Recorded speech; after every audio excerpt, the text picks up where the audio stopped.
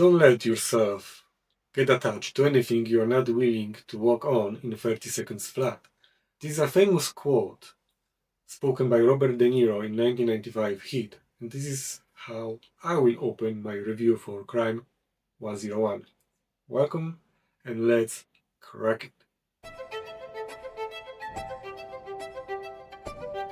As always, at the beginning, I'll be talking about the pause.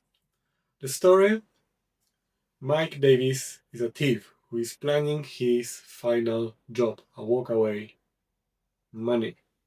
To do that, he needs to navigate a dangerous game that involves a cop, broker, former boss, and the parts of himself that might be as threatening and dangerous as either of them. The film, you probably missed it in cinema. Why? It didn't have long cinematic run. It's already on the streaming video on Amazon Prime. On the paper, this film looked like a proper blockbuster hit. It had solid budget, a star power, but yet, did it work? Unfortunately, not really. Why is that? Let's look at the numbers. The 90 million budget was marketing cost, and only 70 millions box office run. That leaves quite a huge gap. However, Amazon might not look at it like that. For Amazon and for streaming platforms, definitely the numbers of viewers, the membership sold, the coming back customers, those ones who stay or even sign up for longer. This is what counts here. So with over the time, who knows? This film might even break even or recoup loss. But even if not, I do really hope it will get the recognition it truly deserves.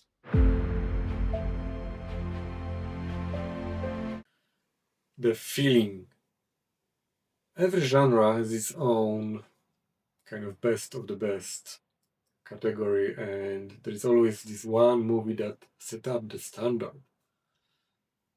Something that you look up to and you want other films to follow. When you think about heist films, it's difficult not to think about Heat, the film that definitely set up the standard for all the heist films.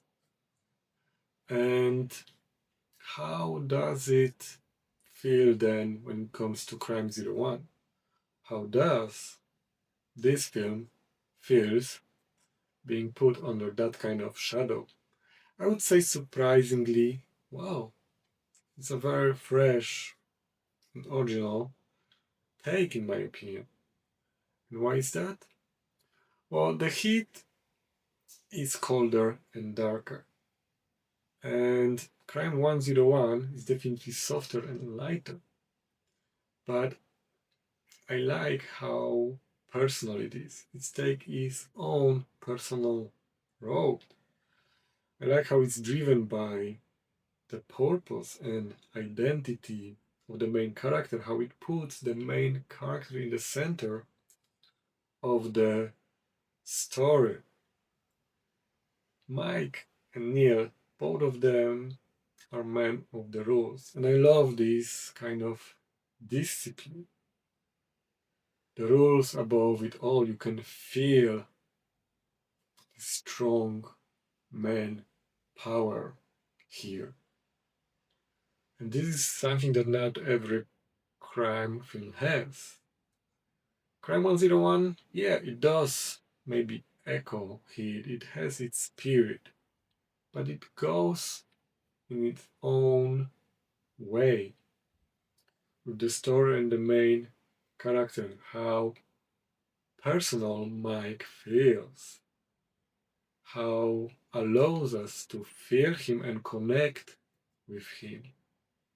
And I think this is the a big strength of Crime 101. Then we can connect with the character and we can kind of see ourselves in Mike. This is definitely a film that you feel, not only watch. You feel the story, you feel the character, you feel the music, the atmosphere, the vibe. It's something very unique and sensual within Crime 101. I do love this emotional part of the cinema when I go and all I do is feeling these goosebumps on my skin, this emotion just driving from the screen. This is something that definitely elevate the cinematic experience for me.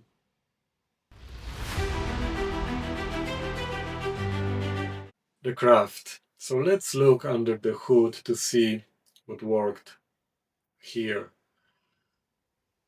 With the films like Crime 101, it's not all about actions or stunts or visual effects. It's all about the story, this deep connection we already spoke about in the feeling section. The director definitely had a great vision here, but about the idea we'll talk in a moment. Anyway, he executed his vision perfectly. Wow. This is the film that is a perfect example of excellent craftsmanship. The movie has the story that keeps you in, that pull you in, that you can dive in and you don't feel bored because it's so well balanced, so well written, and with great edit, it just doesn't drag over, even though it's a very lengthy film. But you feel here everything from the opening scene that basically swallows you, that drive you in, that allows you to dive in, to connect almost immediately, and then just keep this mood and atmosphere and vibe through the music and the story and the characters all the way to the end. This is what excellent written story, direction, and performances are. And with the performances delivered by Chris Hemsworth, Halle Berry, Nick Nolte, Mark Ruffalo, and Barry Keoghan, you really do not need anything else. All together, connected, works perfectly. And this is one of these films that, when every technical category works with each other, it stop feeling technical. It's basically start living.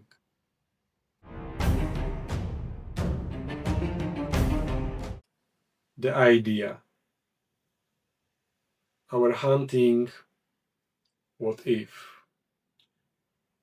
I love how this film explores the idea of the man of the crime. Basically, someone who live very dangerous life, that put his life at risk at the price of freedom. But are we truly free? Or maybe he who live outside the system is truly free. This is what this film explores. And it's not because we truly want to be criminals, but part of our minds wonder how would be to live this different kind of life.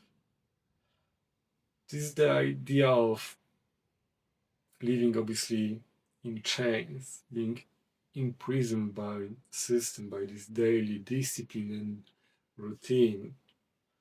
And the movie invites us to break out of it. Not, again, by becoming a criminal, but more by accepting the idea that there is something more to life than we are told to accept. There is something outside the system, something different. And I love how this idea obviously is presented in this film. The moment. As always, I think this is the biggest struggle in my review. How to present you the moment without giving you the spoiler. How to give you this one or two scenes that elevate the film and tell you something that is worth watching without telling you about it. I will put it that way. The opening scene. This is something that will take you in, that will set up the tone of the film that you already know, and some movies have that thing. These first 5 minutes that will tell you that this will be a great, or good at least, watch. And then the ending.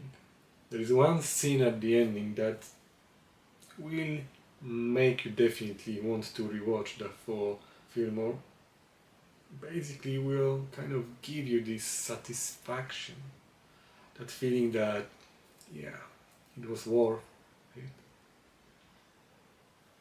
As always, there is possibly the more even to it, the more scenes or the moments that you might find for yourself, especially in the film like this.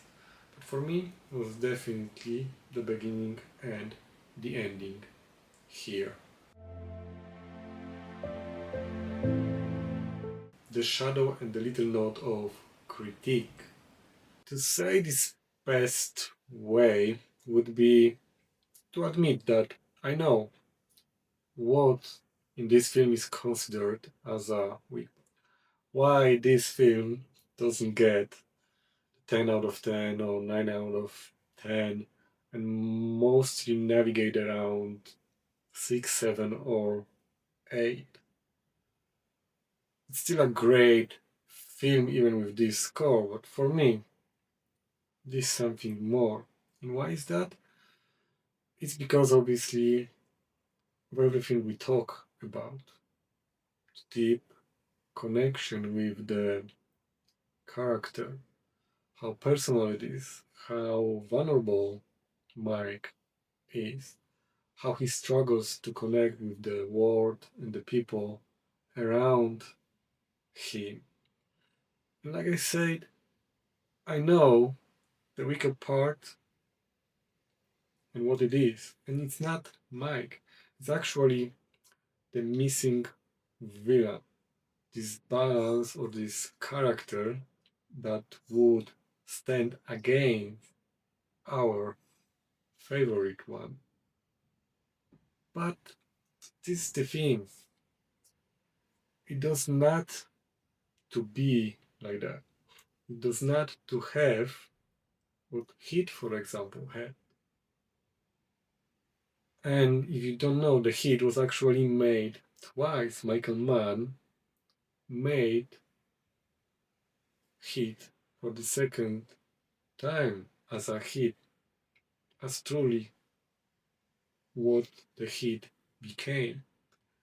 And the crime 101 does not need to follow that, does not need to be remade. It's perfect and unique in its own way, and is more than enough to give you the satisfaction. I definitely found in Crime 101 what I was looking for. So my final score is definitely 10 out of 10. For me, the Crime 101 have everything I am looking in the cinema. It hit all my bells. And it is a film that I already have seen twice, and I will be coming back to this film in the future. It is a film I do highly recommend for you to watch. And as always, if you did like my review, if you like this content, please hit a like, follow, subscribe, or leave a comment. It does really help. Thank you. Bye bye. Take care.